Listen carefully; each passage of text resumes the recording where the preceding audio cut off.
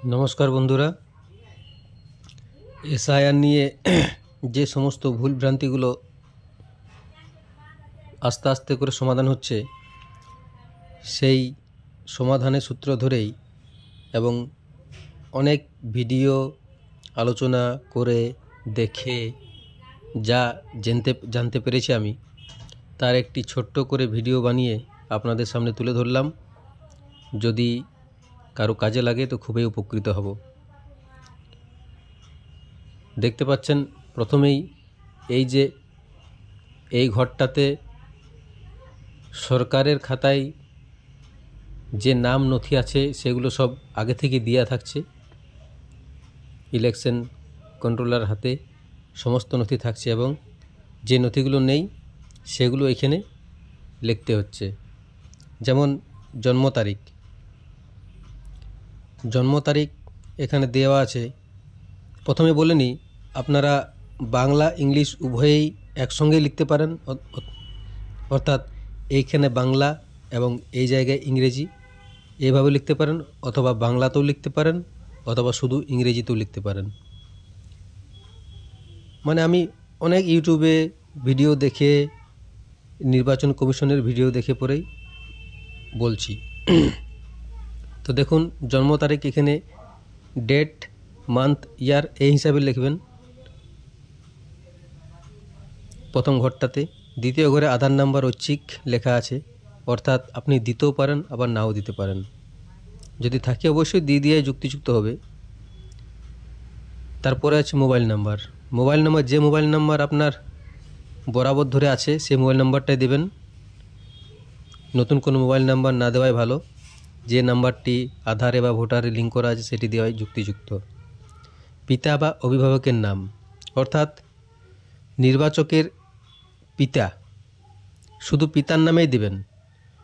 সে বেঁচে থাক মরে যাক তাতে আপনার দেখার কোনো দরকার নেই, শুধুমাত্র পিতার নামেই দেবেন। এখানে জন্মদাতা পিতার নাম হবে, অন্য কিচ্ছু হবে না। অভিভাবক শুধু জন্মদাতা পিতা।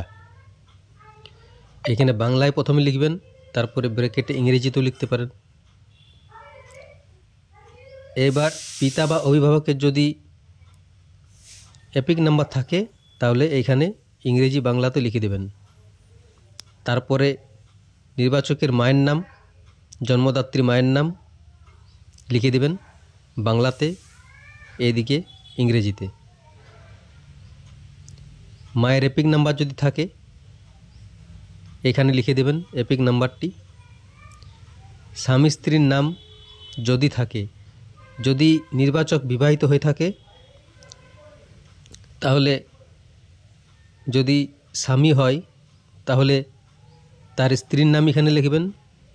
নির্বাচক যদি স্ত্রী হয় তাহলে তার স্বামীর নাম এখানে লিখবেন এবং এখানে এপিক নাম্বারটিও লিখে দেবেন সঙ্গে। এইবারে আসি নিচের দুটি পর্দা, একটি বাঁ দিক একটি ডান দিক। বাঁ দিকে তারাই শুধু ফিল আপ করবেন যারা 2002-এ নির্বাচন কমিশনের লিস্টে নাম আছে। 2002-এর লিস্টে যাদের নাম আছে তারাই শুধু ফিল আপ করবেন। এবং এই সাইডটা ফিল আপ করবেন যাদের নাম 2002-এ নেই, তাদের পরিবারের কারো নাম আছে, সেই সমস্ত ব্যক্তিরা এই দিকে ফিল আপ করবেন। প্রথমেই বাঁ দিকে দিয়ে আলোচনা করছি। প্রথমে দেখুন দেওয়া আছে নির্বাচকের নাম। নির্বাচকের নাম এখানে দেখুন লেখা আছে নির্বাচকের নাম, প্রথমেই সেই নামটি এখানে লিখবেন বাংলায় অথবা ইংলিশে অথবা উভয়ই। তার এপিক নাম্বার দেবেন। এপিক নাম্বারটি 2002-এর ভোটার লিস্টে দেখে লিখবেন যাতে না ভুল হয়। যদি কারো এপিক নাম্বার চেঞ্জ থাকে, বর্তমানে আলাদা থাকে এবং 2002 আলাদা, তাহলে 2002-এরটি লিখবেন। এই ঘরটিতে যেটা লিখবেন আপনারা সমস্ত কিছু নথি 2002-এর ভোটার লিস্টে পেয়ে যাবেন। ওই জায়গা ছাড়া অন্য কোনো লিস্টের নাম আপনারা এখানে লিখবেন না। আত্মীয়ের নাম 2002-এর ভোটার লিস্টে আপনার নামের পাশে অভিভাবক হিসাবে আপনার আত্মীয়ের নাম লেখা থাকবে, পিতা স্বামী পুত্র থাকবে না, পিতা বা স্বামীই থাকবে। তাহলে আত্মীয়ের নামটি সেই নামটি লিখবেন এবং সঙ্গে সঙ্গে ওখানে যে সম্পর্কটি লেখা থাকবে সেই সম্পর্কটি এখানে লিখে দেবেন। তারপরে জেলা, আপনি যে জেলায় বসবাস করেন, যে রাজ্যে বসবাস করেন, এবং 2002-এর লিস্টের উপরের দিকে তাকাবেন, দেখুন বিধানসভা ক্ষেত্রের নাম থাকবে 2002-এর লিস্টে। 2002-এ যে বিধানসভার অন্তর্গত আপনি ছিলেন সেই বিধানসভাটি লিখবেন, সঙ্গে সেই ক্ষেত্র নম্বর ফলো লিখবেন, অংশ নম্বর লিখবেন এবং ক্রমিক সংখ্যা লিখবেন। এবার আসি দ্বিতীয় ধাপে, অর্থাৎ যাদের নাম 2002-এর লিস্টে নেই তারা কি করবেন। দেখুন এখানে লেখা আছে নাম। নাম মানে নির্বাচকের যে আত্মীয়ের নাম 2002-এ আছে, চাই সে তার বাবা হোক, মা হোক, বাবা মায়ের নাম যদি না থাকে 2002-এর লিস্টে, তাহলে তার দাদু হোক, দিদা হোক, জেঠা হোক, কাকা হোক, এই 2002-এর লিস্টে তার পরিবারের যে কোনো একজন বয়স্ক লোকের নাম এখানে থাকবে, তার নামটি এখানে লিখবেন এবং তার এপিক নাম্বারও সঙ্গে লিখে দেবেন।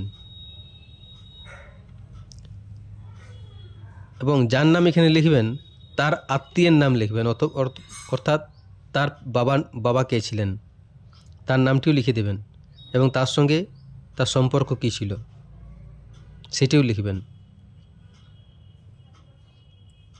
তারপরে লিখবেন, এখানে জেলা লেখা আছে, কোন জেলায় বসবাস করতো সেই জেলাটি লিখবেন, রাজ্যের নামটি লিখবেন, বিধানসভা ক্ষেত্রের নাম লিখবেন, বিধানসভা ক্ষেত্রের নম্বর লিখবেন, অংশ নম্বর এবং ক্রমিক সংখ্যা। এগুলো সব আপনারা ওই যে আত্মীয়ের নাম লিখবেন, সেই আত্মীয়ের নাম তো 2002-এ আছে, ওই 2002-এর লিস্টে আপনারা সব কিছু এখানে পেয়ে যাবেন, বিধানসভা ক্ষেত্রের নম্বর, নাম, অংশ এবং ক্রমিক সংখ্যা। আবার বলি, নির্বাচকের বাবা বা মায়ের নাম যদি 2002-এর লিস্টে না থাকে, তাহলে এমন কোনো আত্মীয়কে খুঁজে বার করতে হবে যার নাম 2002-এ আছে, সেই ব্যক্তির সমস্ত ডিটেলস এখানে হবে। তারপর নিচে দেখুন এখানে লেখা আছে, বাঁ হাতের টিপসই বা সাইন করে ফিল আপ করার ডেটটি লিখে দিবেন এবং বিএলওকে এই কাগজটি জমা দিয়ে দেবেন। আশা করি সকলেই আমার এই ভিডিওটি দেখে উপকৃত হবেন, কারণ আমি অনেক গবেষণা করে, অনেক লোকের ভিডিও দেখে যাচাই করে এই ভিডিওটি তৈরি করেছি। যদি কারো উপকার লাগে তাহলে খুবই খুশি হব। ধন্যবাদ।